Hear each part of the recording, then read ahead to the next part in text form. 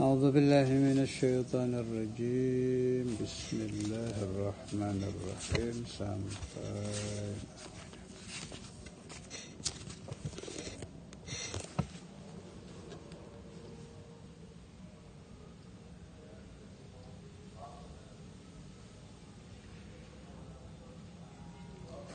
Bala man aslama, ini sudah ya. Bala man aslama wajhahu lillahi wa huwa muhsinun falahu ajrun 'inda rabbih wala khaufun 'alaihim wala hum yahzanun.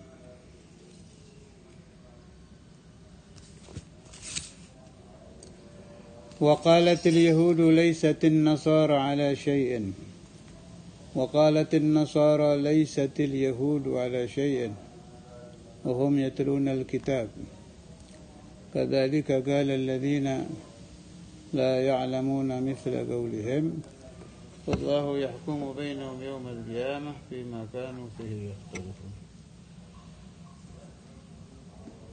Supaya tidak ada kesalahpahaman, menafsirkan Al-Quran birra'yi, kayak kita yang bukan mufassir ya, saya ulangi, bukan ulama yang kelasnya mufassir, kelas awam seperti saya dan Anda. Mentafsirkan itu tidak boleh, haram. Man fassara Qur'anan bi ra'yihi falyatabawwa maq'adahu minan nar. Siapa-siapa yang mentafsirkan Al-Quran dengan pikirannya supaya siap-siap masuk neraka. Sudah? Tapi kalau tafakkur, merenung, tadabbur ayat-ayat Al-Quran sesuai dengan yang ditafsiri oleh para ulama, nah itu diperintahkan, malah wajib hukumnya. Kita wajib tafakkur, tadabbur perintah-perintah Allah. Kenapa? Sebab tanpa tafakkur, tadabbur tidak ada faham. Setelah faham, kewajiban selanjutnya mengamalkan. Jadi jangan sampai ada yang salah faham. Kalau kita membahas, merenung tentang ayat-ayat Al-Quran, itu sama dengan mentafsirkan, bukan, jauh-jauh. Kalau sekarang tafsir sudah ada di mana-mana, paling gampang Jalalain itu minimal dipegang.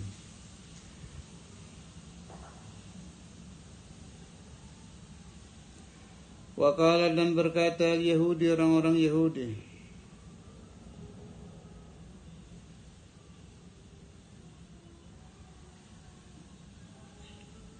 laisatin nasara ala syai'.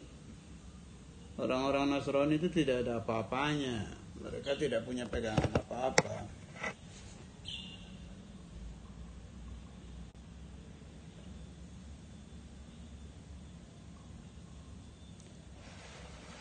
Gampangannya, orang Kristen itu bodoh-bodoh, tidak ada pegangannya, kata Yahudi. Wa qalatin nasara, kata orang Nasrani, laisatil yahudu ala syai'. Orang Yahudi tidak memiliki pegangan, saling menyalahkan. Wa hum yatluna al-kitab, padahal mereka membaca kitab suci. Yang benar bagaimana? Orang Yahudi bukan tidak laisatin nasara ala syai', mereka ala syai', punya pegangan Injil. Si Nasrani punya pegangan Injil, si Yahudi punya pegangan Taurat. Jadi mereka bukan bodoh-bodoh, ada kitab suci. Hanya sudah ditahrif, itu saja, sudah dirubah. Tidak, kita tidak mengatakan mereka juhal, tidak. Mereka ada kitab suci, ada ilmu, hanya dirubah. Bedanya dengan kita, kitab suci mereka sudah berubah. Kemudian tidak ada jaminan selain Al-Quran tidak akan berubah ila akhir zaman. Kadzalika, seperti itu pula, qala alladzina la ya'lamun, berkata orang-orang yang tidak ada ilmu. Kalau Anda sering membaca ayat-ayat Al-Quran, akan menemukan bahwa ahlul ilm itu memang dicintai Allah. Ahlul ilm sering disebut-sebut Allah. Ahlul ilm sering dipuji-puji Allah. Karena itu betul kata Imam Syafi'i, la khaira fi man la yuhibbul ilm. Tidak akan bisa menjadi orang baik, tidak akan ada kebaikan bagi orang yang tidak mahabbah kepada ilmu.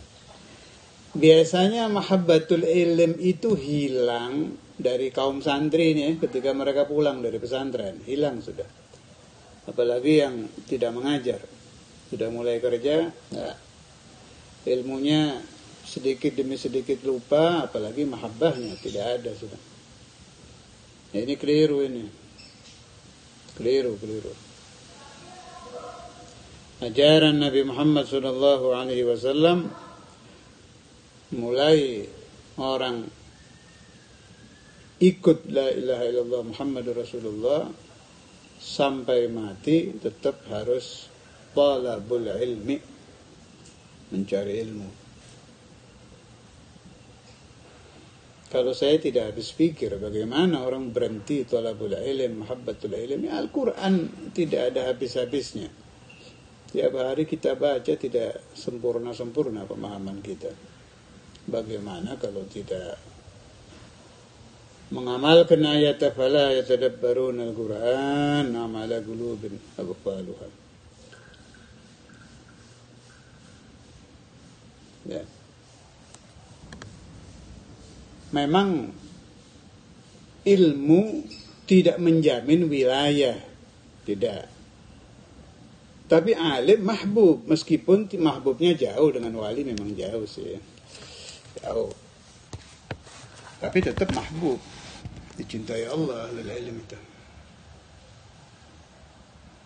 Nah kemudian si ahlul wilayah sendiri mustahil jahil, mattakhadallahu min waliyin jahil.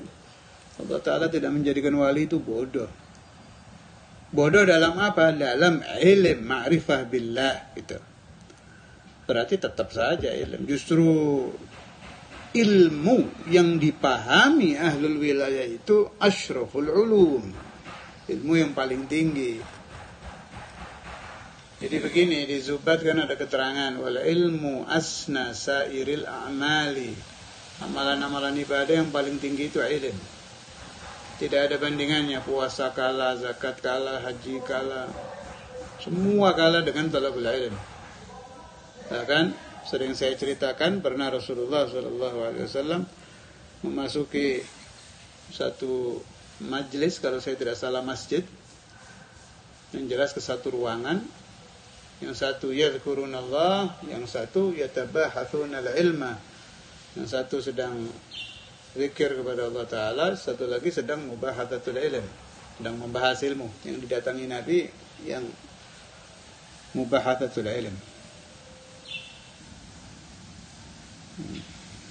Dah, al-ilmu asna sairil a'mal.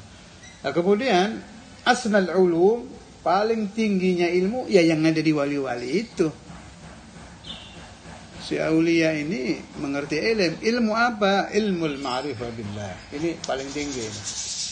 Jadi jangan, pembahasannya jangan dibikin samar. Saya sering mendengar orang berkata wali-wali itu tidak mengerti ilmu. Tidak mengerti ilmu nahu bisa jadi. Tidak mengerti ilmu zahir bisa jadi, tidak mengerti mantik, tidak mengerti sharaf, tidak mengerti kamus, itu bisa jadi. Tapi mustahil mereka tidak mengerti ilmu ma'rifah billah. Kalau mereka tidak mengerti ilmu ma'rifah billah, nggak jadi wali, tidak mungkin menjadi aulia. Nah, perbaiki pemahaman Anda. Jadi auliaul majadzib sendiri, yang majdzub pun itu alim, tapi dalam ilmu ma'rifah billah. Bedanya majdzub dengan tamkin bagaimana? Si majdzub tidak diberi kemampuan oleh Allah Ta'ala tabligh untuk menyampaikan ilmunya. Kalau yang ahli tamkin diberi kemampuan untuk yuballighun al-ilm. Jadi tidak ada cara lagi untuk melarikan diri dari ilmu. Saya ingat Sayyidina Maulana Al-Walid Habib Abdullah Bil Faqih waktu itu di majelis Thariqah, kalau saya tidak salah majelis ta'lim atau Thariqah, kayaknya di Thariqah. Beliau mengatakan begini, kalian semua ini ulama. Ini khitabnya kepada orang-orang desa-desa yang hadir, orang-orang kampung, orang-orang kota yang bukan kiai, orang awam ini. Kata Ustadzul Imam, kalian ini semua ulama. Yang namanya alim yang mengerti satu masalah, namanya alim dalam masalah itu. Contoh, ada orang istiqamah salatul duha, ya alim dia alim bahwa salatul duha itu sunnah. Jadi tidak bisa lah, jangan sampai terbersit di dalam pikiran Anda, kecuali kaum santri, saya mau berhenti belajar, itu nggak mungkin, mustahil. Ketika Anda naza, Anda butuh ilm. Ketika Anda kesulitan rezeki saat kerja, butuh ilm lagi. Ketika Anda cekcok dengan istri Anda saat nanti sudah rumah tangga, Anda butuh ilmu lagi. Ini caranya bagaimana biar istri saya hatinya lunak? Apa yang diajarkan Nabi tentang ini? Apa yang diajarkan ulama? Fadilah apa yang diterima suami yang sabar? Ini ilmu semua ini. Tidak bisa. Silakan Anda berpikir selama apapun orang akan melepaskan diri dari ilm, tidak mungkin, karena itu talabul ilm harus minal mahdi ilal lahdi, seumur hidup. Di sini juga disindir oleh Allah Ta'ala, kadzalika qala alladziina la ya'lamuuna mithla qaulihim. Orang-orang yang tidak ada ilm itu, mereka berkata seperti ucapan al-Yahud wan Nasara. Karena itu harus berdoa kepada Allah Ta'ala, jangan sampai saya dijadikan orang bodoh. Allahumma inni a'udzubika minal jahl. Na'udzubillah. Orang yang paling buruk itu kan kafir kan. Orang kafir, yang munafik sama sajalah kafir mastur. Kalau kafir terang-terangan, kalau munafik 3D itu kafir mastur. Kenapa orang kafir? Karena dia tidak ada ilmu di dalam pembuka hatinya untuk ma'rifah kepada Allah, untuk mengenal la ilaha illallah. Ma'rifah yang saya maksud mengerti la ilaha illallah. Gara-gara satu juhul saja, satu kebodohan menyebabkan orang menjadi kafir. Makanya bahaya sekali, bodoh itu bahaya. Jangan sampai saya, Anda, turunan saya, wahbabuna diberi bala kebodohan. Na'udzubillah min dzalik. Na'udzubillah, thumma na'udzubillah. Su'ul khatimah itu juga gara-gara bodoh. Saya sedang tidak bicara takdir ini. Ini bicara kasab ikhtiar. Nah, semua sudah ditakdirkan, ada husnul khatimah, ada su'ul khatimah. Tapi ini bicara kasab ikhtiar. Gara-gara bodoh dengan ilmu asbabu husnul khatimah. Kalau dia mengerti cara supaya orang mendapatkan husnul khatimah dan diberi rezeki, ingat oleh Allah Ta'ala ketika akhir umur, ingat kepada la ilaha illallah, itu ilmu lagi itu. Ingat la ilaha illallah berarti ingat ilmu la ilaha illallah. Jadi jangan sampai terbersit pikiran saya tidak mau jadi alim. Ngawur itu, pemahaman sesat, bahaya. Dan mustahil ada orang berhasil di dalam apapun tanpa ilmu. Dan apa enaknya menjadi kelompok yang dicaci oleh Allah Subhanahu wa taala berulang-ulang di dalam Al-Qur'an dan dicaci di dalam hadis-hadis dan juga dicaci oleh para ulama, yaitu kelompok al-juhal. Wallahu yahkumu bainahum yawmal qiyamati fima kanu fihi yakhtalifun. Nanti Allah yang akan menjadi hakim semuanya, al-Yahud, an-Nasara, alladzina la ya'lamun, saya, Anda, semua kita akan menjadi mahkumin di bawah hukum Tuhan yaumal qiyamah. Wallahu, maka Allah yahkumu yang akan menjadi hakim, yang akan menghakimi, mengadili bainahum antara mereka semua, mazkur yaumal qiyamati, pada hari kiamat.